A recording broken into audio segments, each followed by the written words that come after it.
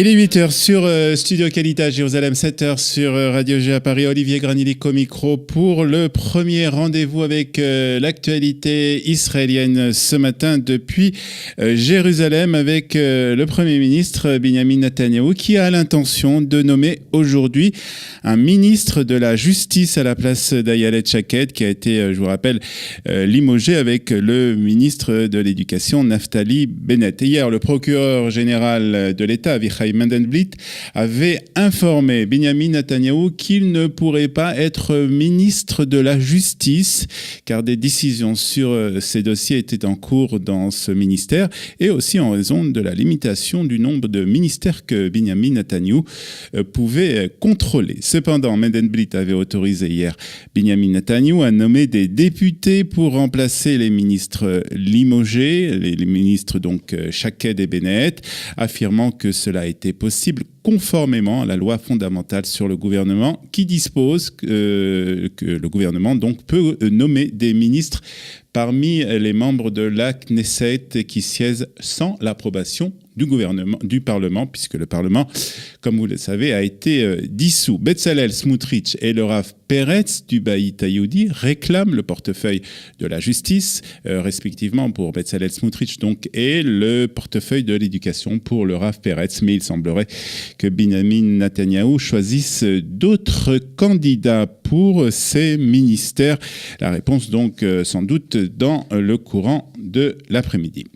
Et Israël ne sera pas un État religieux. C'est ce qu'a répondu Benjamin Netanyahou après les déclarations controversées justement du député Bezalel Smotrich qui prétend être ministre de la Justice, le député du Bayit Hayoudi.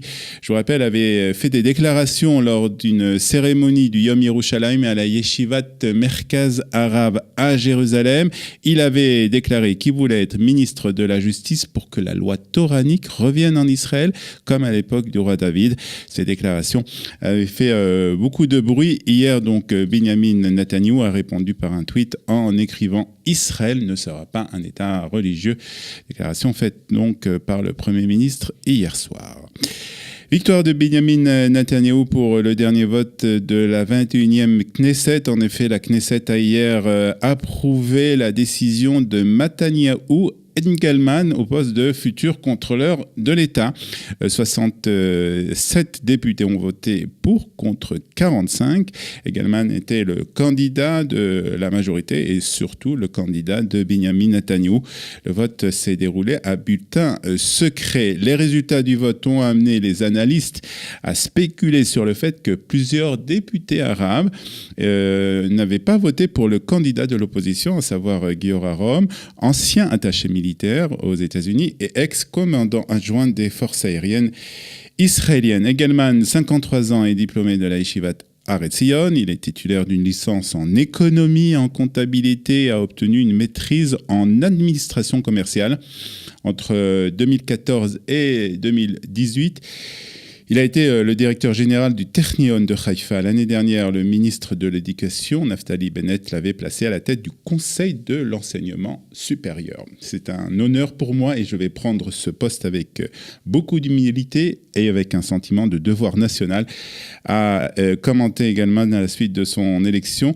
Les gens ont été impressionnés par votre honnêteté, par votre professionnalisme, a dit le Premier ministre en parlant de Engelman.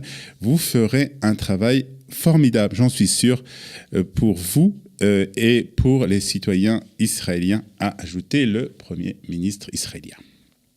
Et puis le leader de l'opposition, Benny Gantz, a lui lancé sa campagne électorale accusant le Premier ministre Benjamin Netanyahou de conduire le pays au chaos complet et dénonçant sa décision de convoquer de nouvelles élections législatives pour la deuxième fois en moins de 6 mois, la qualifiant de farce et de plaisanterie nationale. Nous assistons à une vaste farce, à un scandale, à une honte, une plaisanterie nationale d'un montant de 4 à 5 milliards de shekels, a déclaré Benny Gantz lors d'une réunion de son parti Kahol Lavan à la Knesset. Les citoyens d'Israël savent que nous retournons aux urnes uniquement parce que Netanyahou veut sauver sa peau et échapper aux poursuites pénales dans 3 affaires qui pèsent sur lui, a ajouté le président président du parti Carole Laval. Et puis toujours en politique, puisque la campagne électorale semble avoir bel et bien commencé, c'est le retour de Ehud Barak ce matin, en tout cas l'éventuel retour de l'ancien chef de l'état-major de Tsahal,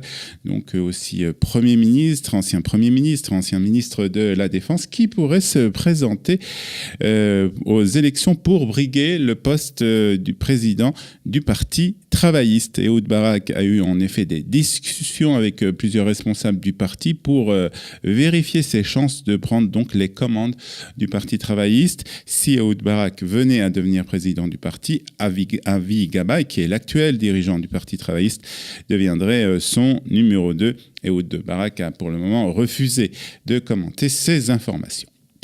Hier, les juges ont prononcé la mise en examen de 2 hommes soupçonnés d'avoir renversé un garçon à un passage piéton de Jérusalem avant de prendre la fuite sans avertir les services de secours.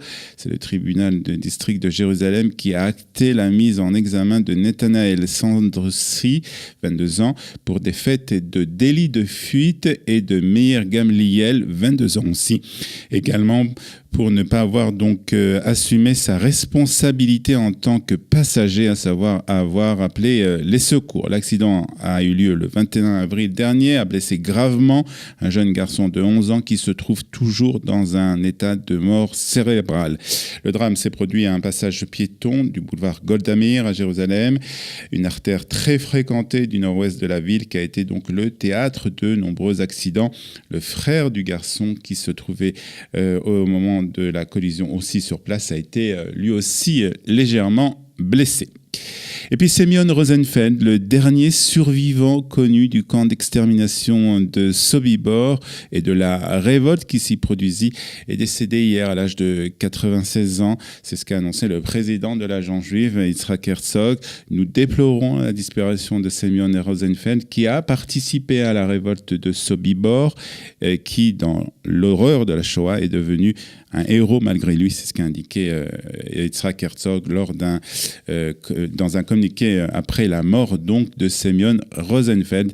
Après la guerre en 1990, Semyon Rosenfeld avait fait son alias, s'était installé dans le centre du pays. Il sera enterré ce soir à Rehovot.